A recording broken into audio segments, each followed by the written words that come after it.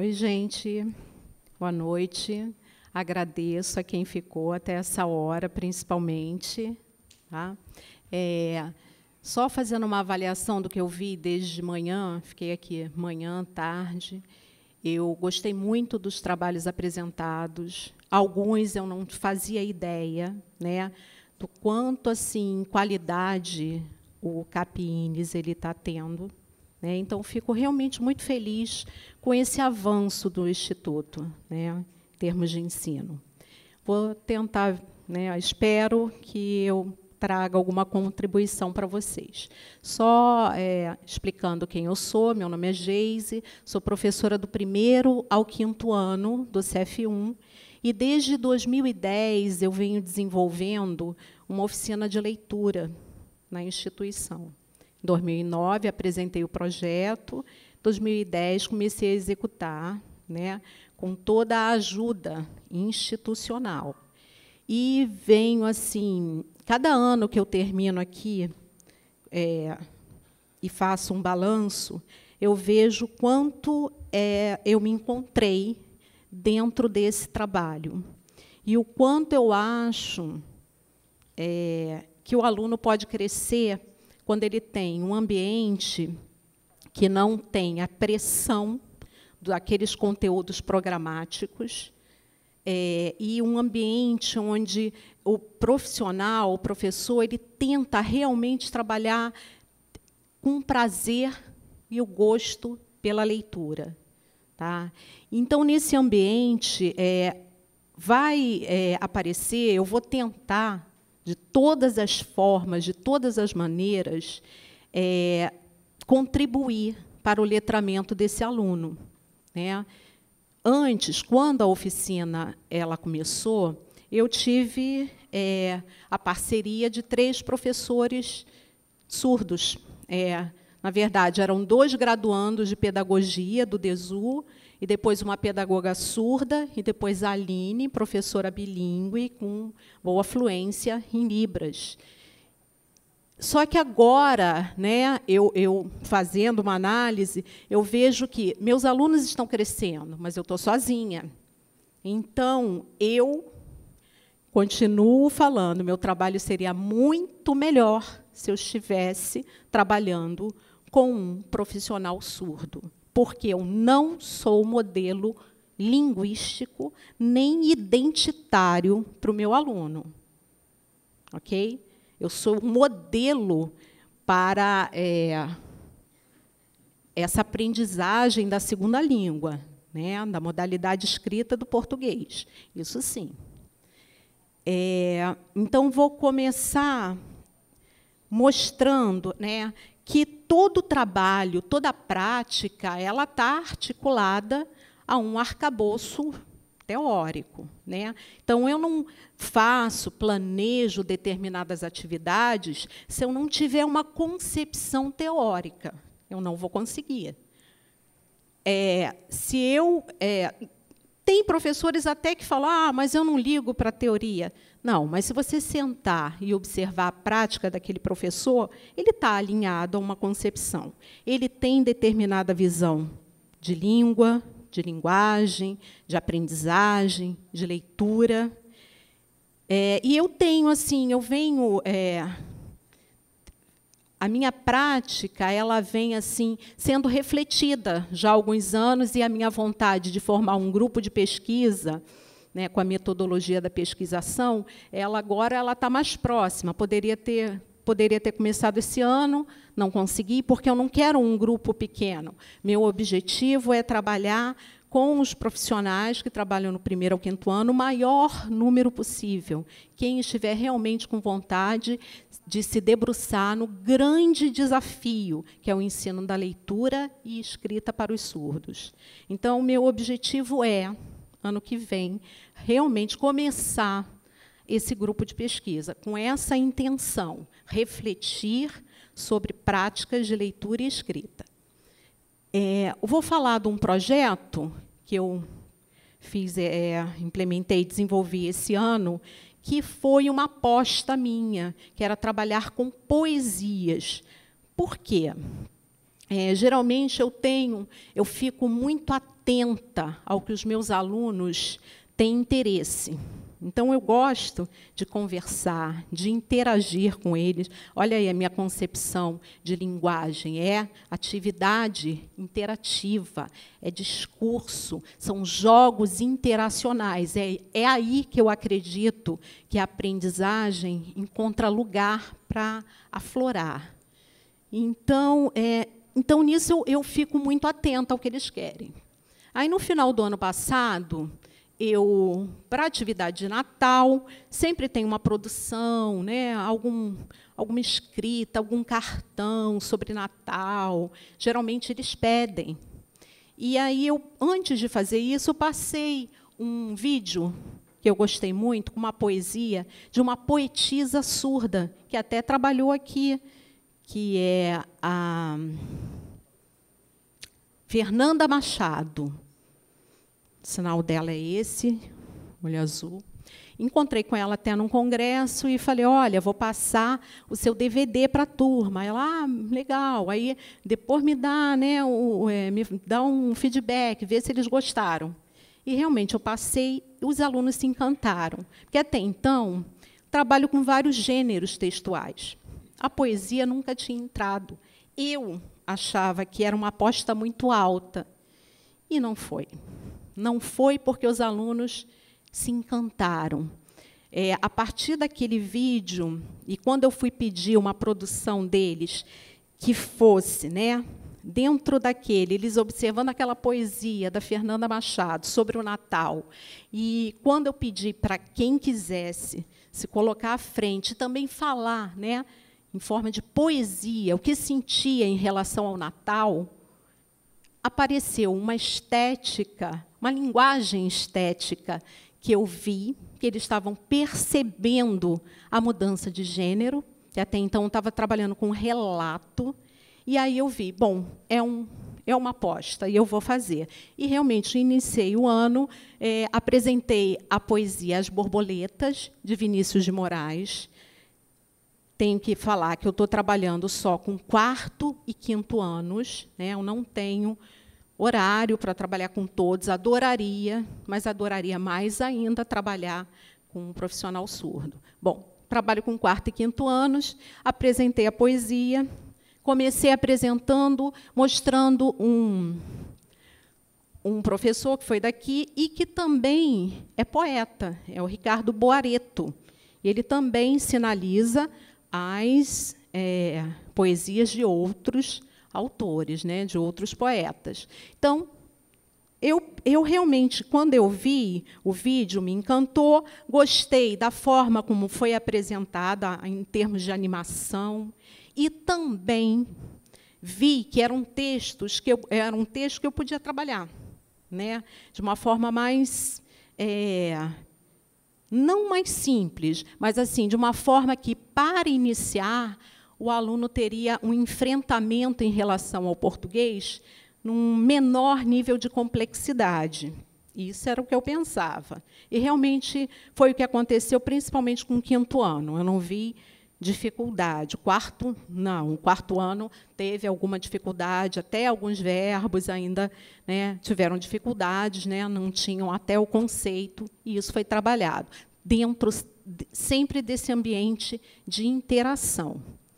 E depois, o que eu fiz? Apresentei a poesia, o meu foco era a leitura, ok, consegui, só que eu queria envolver mais alunos. Então, estava trabalhando só com 4º e 5º anos, queria envolver, né, 1º, 2º e 3º. E também aquilo que me chama a atenção, que me incomoda, eu tenho que levar para esse meu aluno modelos linguísticos e identitários. Então, manifestei minha vontade, junto à coordenação pedagógica, né? Então, Jaqueline e Luciana viabilizaram, né, agradeço mais uma vez a elas, viabilizaram, né, o meu contato com esse professor, e ele aceitou, né, eu fiquei super feliz.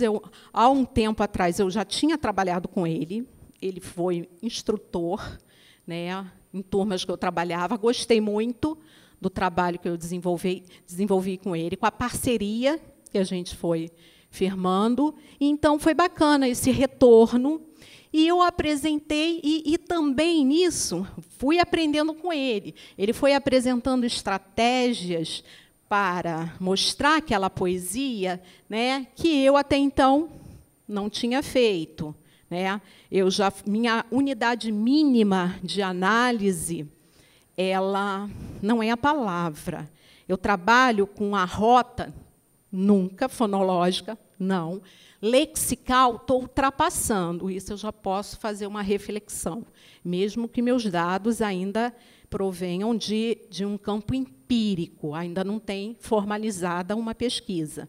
Mas eu estou ultrapassando. Então, essa rota ela já está com um perfil.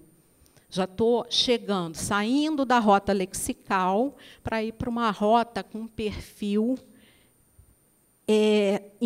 das palavras, e que o aluno, e sempre associada com sentidos que a gente vai negociando o tempo inteiro. O aluno vai, e eu vou proporcionando atividades que ele vai comparando as duas línguas, estrutura de uma, estrutura da outra, o que eu posso lançar mão de recursos em uma e em outra. Então, eu diria que a minha metodologia é contrastiva. Por quê? Estou contrastando o tempo inteiro as duas línguas. Né? Eu, nesse momento, sou a mediadora, sou eu uma coautora também. Então, eu estou pegando esse texto que esse aluno, em língua de sinais, me passa, no caso das poesias, tá? E eu estou transformando, nossa, meu Deus, transformando em outra língua, né? E nesse percurso, então, no início eu tenho um texto que seria um intertexto, um texto em que a influência da língua de sinais ela é assim, de 70%, digamos assim. E eu vou, através das minhas estratégias, aproximando o texto à língua padrão do português. Deixa eu mostrar, já que os alunos que são os protagonistas, então, eu preparei muito a minha apresentação, querendo mostrar o que nossos alunos aqui já conseguem fazer. Slide 16. A Priscila está me ajudando aqui. Priscila, muito obrigada, tá, Priscila? Slide 16, eu vou mostrar aqui, no 16, quando eu chamei o Ricardo Boareto, né, a coordenação viabilizou, e o Ricardo vai se apresentar para o grupo do 1º ao 5º ano. Ele fez isso em 2 momentos, manhã e depois tarde, em outro dia, mas contemplou todos os alunos. E foi bacana. Ele era ali o modelo, né? Foi? O abrir hiperlink.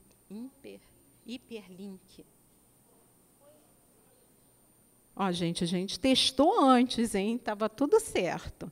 Porque eu tive que ir para um outro caminho, porque, na hora de clicar, eu colocava abrir hiperlink, aí abria.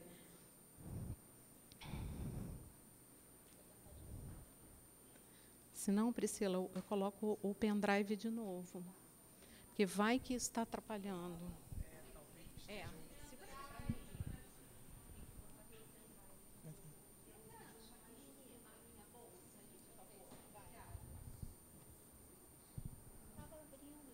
É porque no pendrive está a extensão. Você tira, o arquivo está lá. Aí é só um atalho. Aqui é só um atalho, tem que estar conectado ao pendrive. Então, vamos lá. Porque estava com o pendrive. Que bom, ainda bem que tem alguém que nos ajude. Vamos lá. Talvez tenha que Abrir de novo. Eu vou mostrar. Abrir para... Abrir o quê?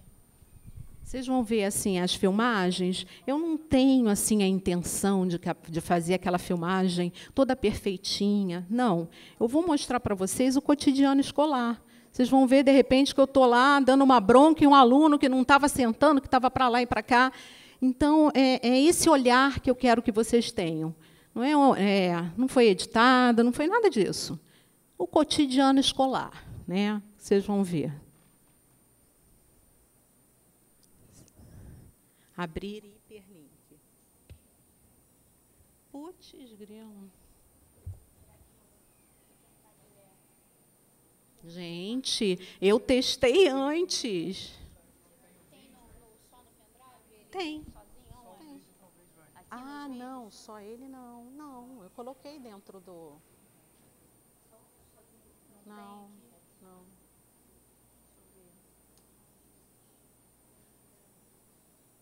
É esse aqui, de cima ou de baixo? Esse aí. Não, esse é aquele que tá. Não, sei onde.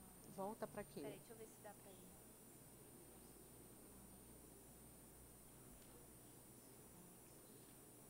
Vai para esse. Não, nem a apresentação. Esse aqui. Esse aqui. É. Foi que a gente tentou e não foi. Tem certeza? Não é possível abrir o arquivo específico.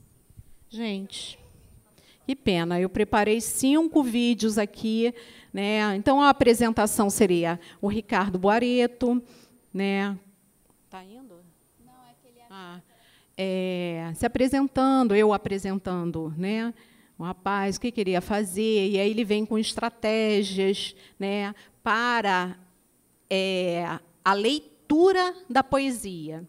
Aí depois que ele trabalha o vocabulário todo com os alunos, os sinais, e aí ele vai para o enfrentamento do texto. Aí eu sugeri, então deixa eu escolher alguns alunos para fazer essa leitura da poesia. Então, o meu primeiro seria para mostrar, né, como é que esse aluno, era até uma aluninha do 4º ano, como é que ela lia aquela poesia. E era a coisa mais linda, né, o jeito, né, como ela tinha aquela linguagem estética. E era assim, você via o prazer dela estar lá na frente dos seus pares, né? E passando, né? E aquela emoção, porque poesia é isso, é emoção, né? Então, foi essa menina. Depois, o Ricardo, ele propõe uma sinalização em grupos. Então, eu escolhi, ele falou, escolhe 5, aí 5 crianças. Eu fui, escolhi 5, né? Ia de 1º ao 5º, eu tentava priorizar todos os anos, e fazia a sinalização da poesia. Também, novamente, a expressão de encanto dos alunos, e foi muito bacana ver que eles estavam curtindo a atividade, principalmente os aluninhos de 1º ano.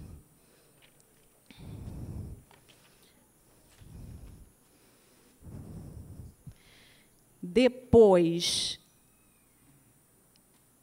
eu também mostrei nesse vídeo, né, que vocês não estão vendo, um aluninho do 1º ano que, motivado pelo grupo, né, porque vários alunos foram ler, 4º e 5º anos, lendo a poesia. Então, esse aluninho vai e fala, eu quero também, até aluno da 112.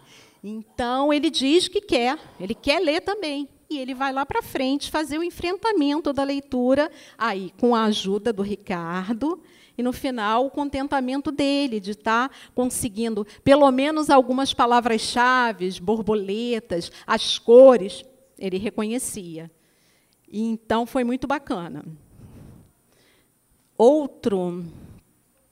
Depois eu mostrei como é que foi essa poesia sinalizada com os recursos, né, do computador, e como atrai, e como é que ele conseguia atrair a atenção do aluno. Então, era o próprio Ricardo, né, que foi colocado o vídeo dele, tirado do YouTube, ele sinalizando, declamando aquela poesia, mas com o uso de recursos visuais, né, e os alunos gostando muito.